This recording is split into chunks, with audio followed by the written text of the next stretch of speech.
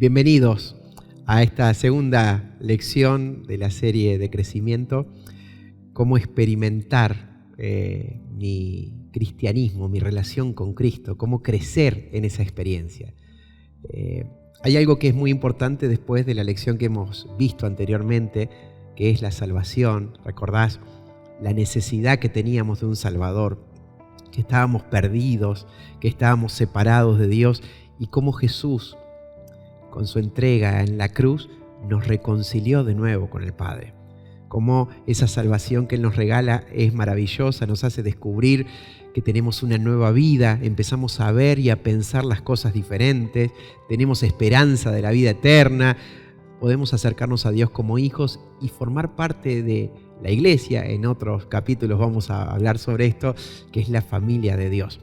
Ahora, la lección que vamos a compartir ahora tiene que ver con la seguridad de la salvación. Yo soy papá, pero también soy hijo. Y uno vive esta experiencia de que a veces se puede enojar con su papá porque lo retó, no le gustó, porque no le dio algo que quería. O a veces uno como hijo puede ser desobediente. O a veces yo, que soy padre, puedo disciplinar a mis hijos o ver que a ellos no les gusta cómo los trato, o se pueden enojar y rebelarse contra mí. Ahora, yo voy a seguir siendo hijo de mi papá para siempre. Y mis hijos, por más que se equivoquen, van a seguir siendo hijos míos para siempre. Quiero que hablemos de algo que nos da, en medio de tanta incertidumbre y de relaciones tan frágiles que parecen durar para siempre, pero después dura tan poco y se desvanece con el tiempo. Quiero asegurarte, por lo que dice la palabra de Dios, y que juntos reafirmemos esto maravilloso: la salvación que Dios nos regala es eterna. Dios preparó un plan para salvarnos, para rescatarnos, para perdonarnos y para hacernos suyos para siempre, a prueba de nuestros errores humanos. Todos nos equivocamos. Y no significa que porque tengo la salvación y el perdón de mis pecados no me voy a volver a equivocar. Somos pecadores. Eso implica de que a la hora de tomar decisiones muchas veces las tomamos sin pensar y de acuerdo a nuestras pasiones o a nuestras emociones o a nuestras reacciones, y no de acuerdo a la voluntad de Dios. Y vamos de a poquito creciendo, y a medida que vamos conociendo la palabra de Dios y experimentamos la presencia de su Espíritu en nuestra vida, vamos cambiando. Pero hay algo que es necesario saber: la salvación que Dios nos da es para siempre. Fíjate lo que dice la palabra de Dios en San Juan 5:24, palabras textuales de Jesús. Él dijo: les aseguro que quien presta atención a mi palabra y cree en el que me envió, tiene vida eterna y no será condenado, porque ya ha pasado de la muerte a la vida. La Biblia nos enseña de que Jesús vino a salvarnos, pero también la Biblia nos enseña de esta vulnerabilidad que tenemos. Por eso, los que creemos en Cristo, los que experimentamos esta relación con Dios como Padre, no es que somos perfectos, que no nos equivocamos. Estamos en este proceso de, a medida que más nos relacionamos con Él, más de Él se va apegando a nosotros y vamos siendo transformados, pero seguimos teniendo equivocaciones. Es por eso que podemos estar seguros que no perdí mi salvación cada vez que me equivoco. Dice 1 Juan 3:1. Es algo muy interesante para que no estemos confiando en lo que sentimos de Dios o en lo que pensamos, sino en lo que Dios dice. Su palabra es firme. 1 Juan 3:1 dice: miren qué amor con el cual el Padre nos ama, para que seamos llamados sus hijos. Esto es algo que el mundo no puede entender.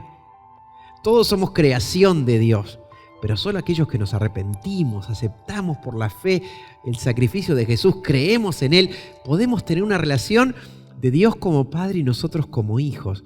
Y Dios nos hace suyos para siempre. No es que dejo de ser hijo de acuerdo a cómo me porté. Esto es muy interesante. Nuestra salvación se basa en su amor. Se basa en lo que dice la palabra de Dios. Dice Efesios 1:4 y 5. Incluso antes de haber hecho el mundo, Dios nos amó. ¿Sabías eso? De que Dios te ama desde antes de que el planeta hubiera sido formado. Nos amó y nos eligió en Cristo para que seamos santos e intachables a sus ojos. Dios decidió de antemano adoptarnos como miembros de su familia, al acercarnos a Él mismo por medio de Jesucristo. Eso es precisamente lo que Él quería hacer y le dio gran placer, gran gusto hacerlo. Su amor eterno, su elección, su plan eterno para salvarnos. Y dice Juan 1:12, pero a cuantos les recibieron, a los que creen en su nombre, les dio el derecho de ser hijos de Dios.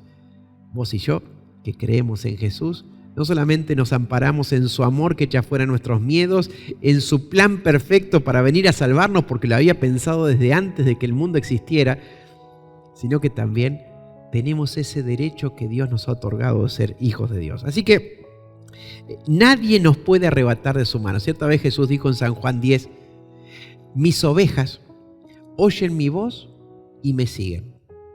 Y yo les doy vida eterna y no van a perecer jamás, ni nadie me las puede robar de mi mano.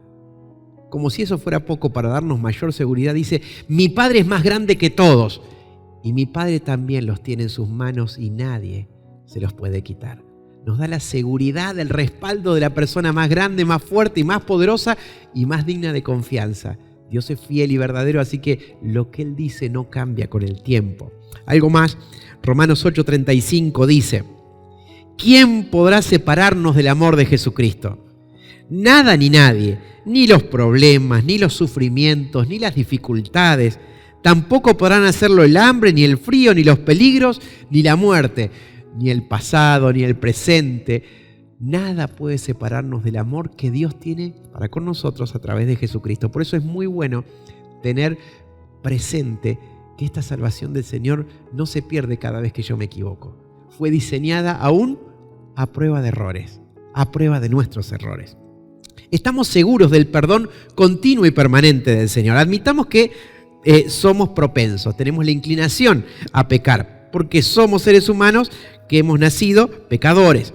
Ahora, la palabra de Dios dice en Gálatas 5, 19 y 21, habla de que las cosas que hace nuestra humanidad, esa naturaleza con la cual hemos nacido, nos lleva a pecar, nos lleva a tener malos deseos, malas reacciones, malas palabras, malas intenciones, malos pensamientos. Es como el patio de tu casa o el jardincito. Para que eso esté en orden, hay que habitualmente cortarlo, podarlo, porque si no, algo hermoso puede convertirse en algo feo. Así le pasa a nuestro carácter.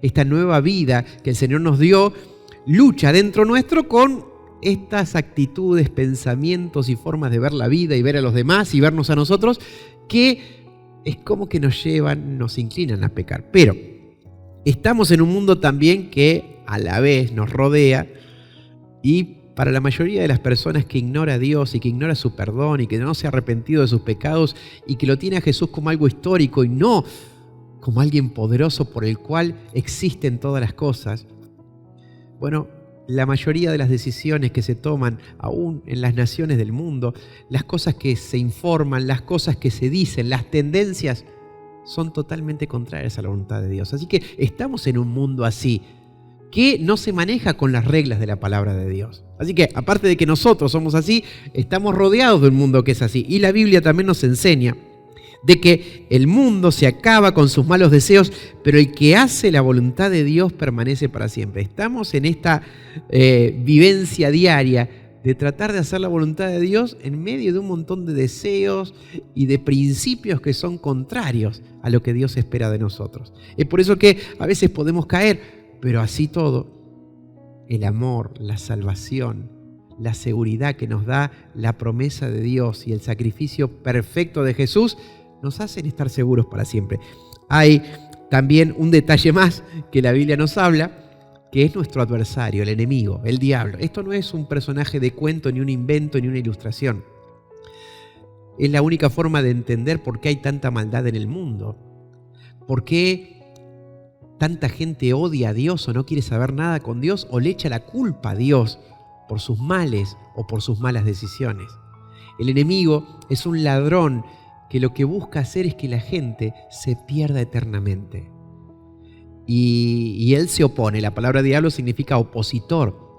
Se opone a que vos y yo, a que usted y yo podamos crecer en nuestro conocimiento de Dios, en nuestra relación de amistad y familiar con Dios como Padre y nosotros como hijos. Es por eso que su forma de oponerse es a veces a través de lo que nos rodea, pero muchas veces trabajando a través de nuestros pensamientos, de sentimientos y de situaciones que tratan de hacer que nos desilusionemos de seguir siendo fieles a Dios y disfrutando de su amor. Dios para estas cosas nos da una solución.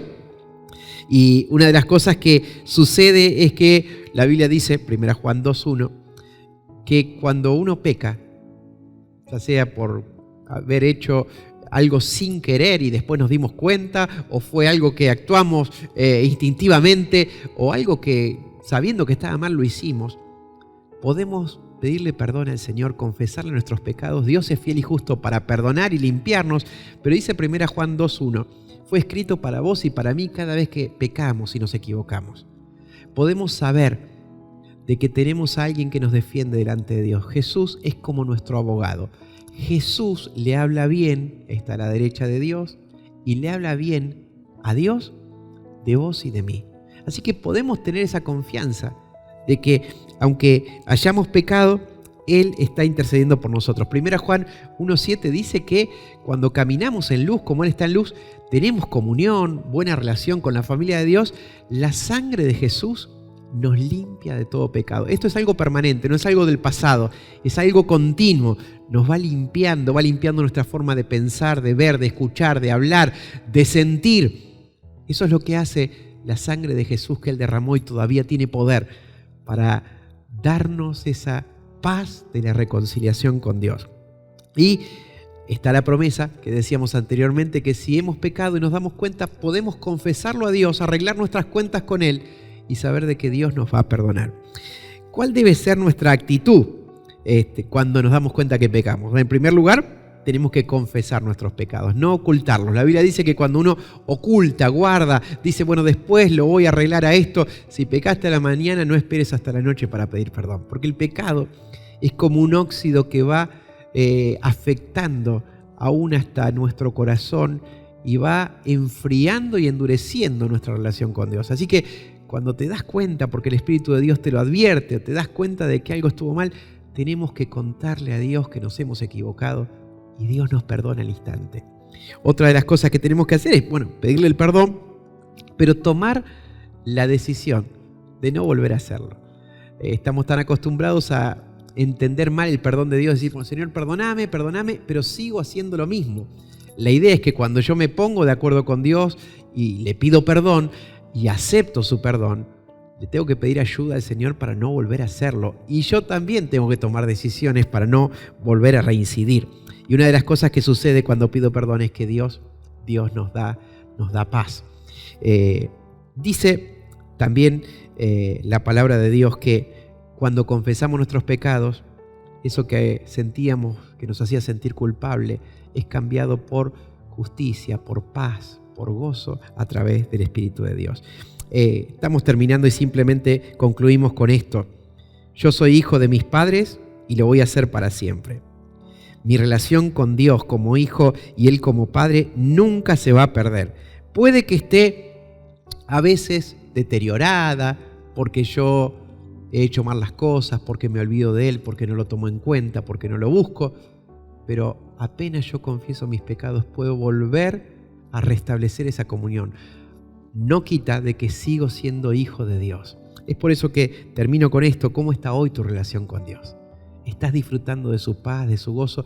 Y si en este momento te das cuenta de que hay algo que te separa de Dios o que te impide disfrutar como un hijo puede disfrutar de su padre, yo te invito a que en este momento le digas, Señor, enséñame esas cosas que no veo, que hice mal, y te pido que me perdones. Yo no quiero volver a hacerlas, quiero disfrutar de tu amor, de tu gracia y de tu paz. En el nombre de Jesús. Amén. Continuamos próximamente con otra sección en esta serie de crecimiento.